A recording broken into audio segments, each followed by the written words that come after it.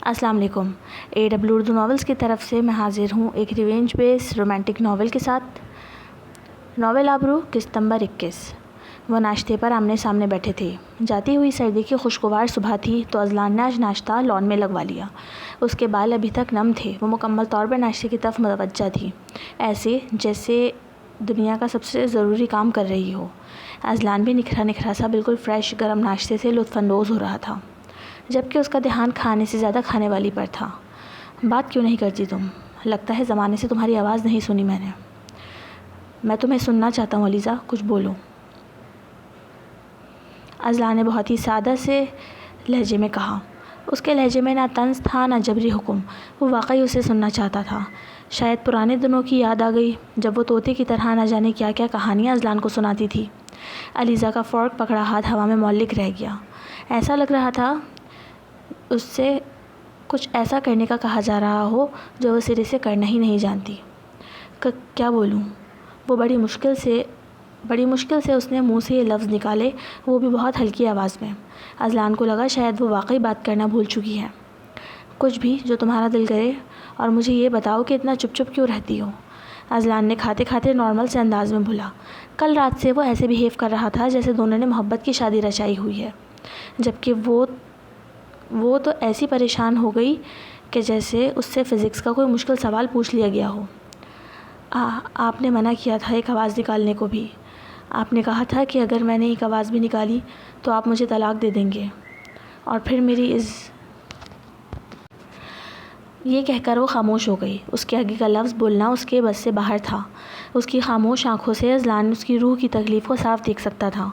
اس کے منہ سے یہ چند الفاظ سن کر اذلان نے بھی ناشتے سے ہاتھ روک دیا اور سنجیدگی سے اسے دیکھنے لگا، لیکن بولا کچھ نہیں۔ اگر آپ کا بدلہ مجھ سے پورا ہو گیا ہو تو پلیز مجھے طلاق دے دیں۔ اسے وہ دن یاد آ رہا تھا جب اس نے اذلان کے قدموں میں بیٹھ کر اس سے نکاح کی بھیک مانگی تھی، اور آج وہ اس سے طلاق کے لیے التجا کر رہی تھی۔ دیکھیں، مجھ میں اب کچھ باقی نہیں رہا۔ عزت نفس، میرا سب کچھ مجھ سمیت خاک میں مل گیا ہے۔ میں تو اب کسی کام کے قابل بھی نہیں ہوں۔ مجھے نہیں پتا میں اپنی زندگی میں آگے کیا کروں گی، لیکن پلیز مجھے اب اس دشمنی کی آگ سے نجات دے دیں۔ اس کے لفظوں میں کرب کی داستان اور رحم کی اپیل تھی۔ وہ کسی ہارے ہوئے جواری کی طرح مایوسی سے بول رہی تھی جو اپنا سب کچھ ہار چکا ہوتا ہے۔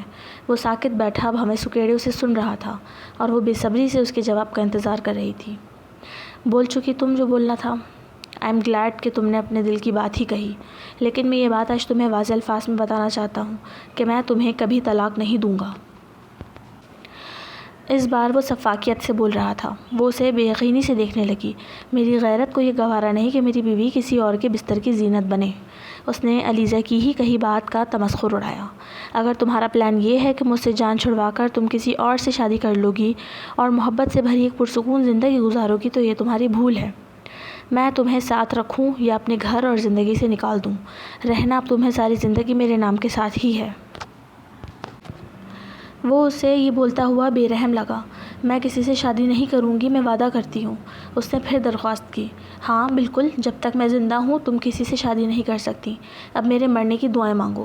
یہ کہہ کر وہ نیپکن سے ہاتھ صاف کرتا ہوا وہاں سے چلا گیا۔ علیزہ کافی دیر تک وہیں ساکن سی بیٹھی رہی۔ اسے آج اپنے گھر والوں کی بہت یاد آ رہی تھی۔ اسے کسی اپنے کا کندھا چاہیے تھا جس پر سر رکھ کر وہ رو سکے۔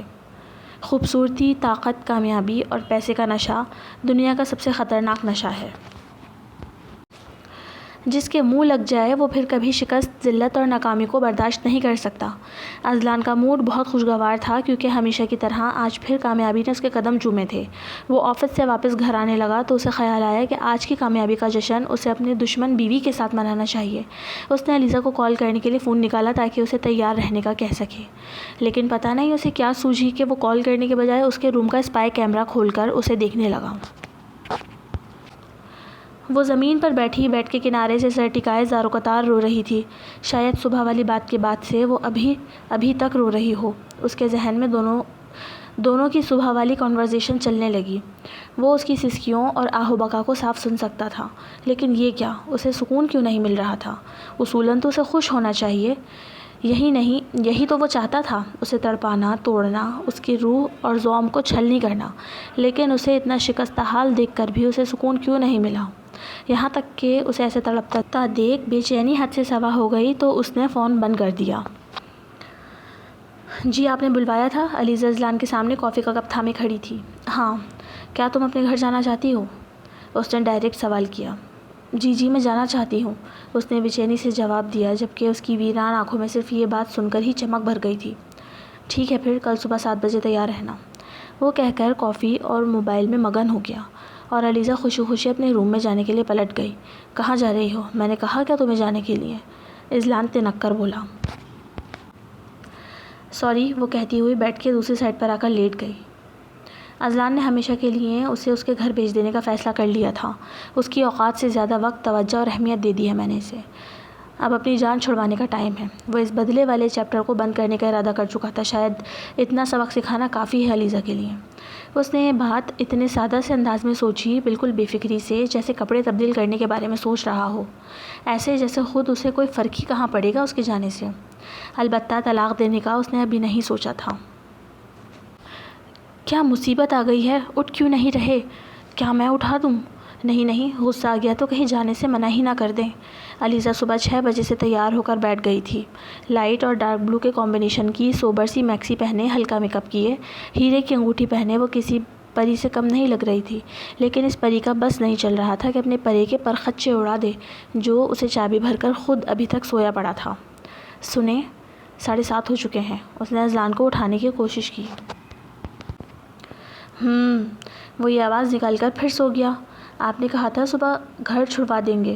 اس نے پھر سے اس کے پیر کو ہلا کر اسے اٹھانا چاہا۔ ہاں یاد ہے مجھے، اس نے بند آنکھوں سے ہی جواب دیا۔ وہ مایوسی سے نیچے ڈرائنگ روم میں آئی، دوپٹہ پھینکا اور صوفے پر بیٹھ گئی۔ پتہ نہیں کون سی موت کی نیند ہے جو پوری ہونے کا نام نہیں لے رہی۔ انسان ذرا سا اٹھ کر ڈرائیور کو کہہ دے کہ وہ مجھے چھوڑ آئے، کتنا ٹائم لگے گا، لیکن نہیں، اس خود غرض اور پتھر دل آدمی سے کیا امید رکھنی۔ وہ منہ میں جو آ رہا تھا بول رہی تھی، ساتھ آنسو بھی نکلنا شروع ہو چکے تھے۔ اس کا دل جو ٹوٹ گیا تھا۔ جیسے جیسے آدھا گھنٹہ اور گزرا وہ بیٹھے سے لیٹ گئی۔ ایک دم ہی اس کی ناک سے بہت تیز اور حسین سی خوشبو ٹکرائی، وہی خوشبو جو اذلان لگاتا تھا۔ ساتھ میں اس کی آواز بھی سنائی دی، کیا ہوا، ایسے کیوں لیٹی ہو، جانا نہیں ہے کیا؟ اذلان اس کے قریب کھڑا پوچھ رہا تھا۔ وہ اٹھ کر بیٹھی۔ جیسے ہی دونوں کی نظر ایک دوسرے پر پڑی وہ حیران رہ گئے۔ دونوں سیم کلر کمبینیشن کے کپڑے پہنے ہوئے تھے، جیسے ساتھ ڈیسائیڈ کیا ہو سیم ڈریسنگ کا۔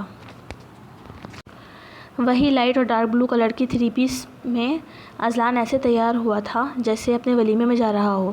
جلدی کرو، ٹائم ویسٹ مت کرو میرا، اس کا کہنا تھا بس۔ علیزہ دوڑتی ہوئی اوپر جانے لگی تاکہ پھیلا ہوا کاجل مسکارا صحیح کر سکے۔ پیچھے اس کو یوں دوڑتا دیکھ اذلان کی ہنسی نکل گئی۔ علیزہ کے سر پر تو حیرت کے پہاڑ ٹوٹ گئے جب اسے پتہ چلا کہ اذلان خود اسے اتنی دور اس کے گھر چھوڑنے جا رہا ہے۔ سارا راستہ خاموشی سے کٹا، لیکن جیسے ہی علیزہ کا علاقہ قریب آنے لگا اس کی ایکسائٹمنٹ دیکھنے کے قابل تھی۔ یہاں نہیں لالا، گھر کے سامنے والے بازار سے نکالے گاڑی۔ اس نے ڈرائیور کو گھر کی پچھلی والی گلی میں گاڑی روکنے سے منع کر دیا، جہاں ہمیشہ ڈرائیور اسے خاموشی سے چھوڑ جاتا تھا۔ یہ اسی لیے کہ وہ سارے محلے کو دکھانا چاہتی تھی کہ وہ اپنے شوہر کے ساتھ آئی ہے۔ دونوں گاڑیاں گلی کے کونے پر ہی رک گئیں کیونکہ گلی ان جہاز جیسی گاڑیوں کے لیے تنگ تھی۔ پھرتی سے اذلان کے گارڈ اترے اور اذلان کی سائڈ کا دروازہ کھلا۔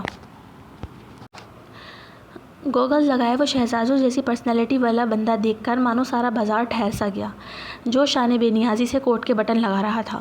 اسے کوئی فرق نہیں پڑتا تھا لوگوں کی رشک بھری نظروں سے، کیونکہ وہ جہاں جاتا تھا مرکز نکاح بن جاتا تھا۔ اسے عادت تھی۔ علیزہ اپنی طرف کا دروازہ کھول کر گاڑی سے نیچے اتری۔ علیزہ کی فیملی وہاں پچھلے 30 سال سے رہ رہی تھی، علیزہ کی پیدائش سے بھی پہلے سے۔ سبھی اسے جانتے تھے۔ دو عورتیں علیزہ کے قریب آ کر اس کی بلائیں لینے لگیں اور وہ اس کی پڑوسن آنٹیز تھیں۔ انہیں قریب آتا دیکھ گارڈ حرکت میں آئے، لیکن علیزہ نے انہیں دور رہنے کا اشارہ کیا۔ پھر اذلان اور علیزہ گلی میں داخل ہوئے۔ گارڈز مستعدی سے ان کے ساتھ چل رہے تھے۔ گھر کے دروازے پر پہنچ کر اس نے بیل بجائی۔ اس کی آنکھوں میں آنسو اور چہرے پر سارے جہان کی خوشی تھی۔ اذلان کو اسے دیکھ کر ایسا لگ رہا تھا جیسے صدیوں بعد وہ اپنے گھر آئی ہو۔ کون ہے؟ آئمہ نے جیسے ہی دروازہ کھولا اس کی خوشی سے چیخ نکلی، مما آپ ہی آئی ہیں، علیزہ آپ ہی گھر آئی ہیں۔ اس کا خوشی سے یوں چیخنا سارے محلے میں گونج رہا تھا۔ ٹھیک ہے اندر جاؤ اب تم، اذلان کہتا ہوا جانے کے لیے پلٹا۔ نہیں بیٹا، ایسے دروازے سے نہیں جاتے، اندر آئیے۔ آپ میرے داماد ہیں، میں ایسے نہیں جانے دوں گی آپ کو۔ شائستہ بیگم دوپٹہ سر پر ڈالتی ہوئی باہر ہی آ گئیں، جبکہ علیزہ دل میں کہہ رہی تھی جانے دیں مما جانے دیں۔ داماد، اذلان نے زیر لب دہرایا، یہ کیا ہوتا ہے؟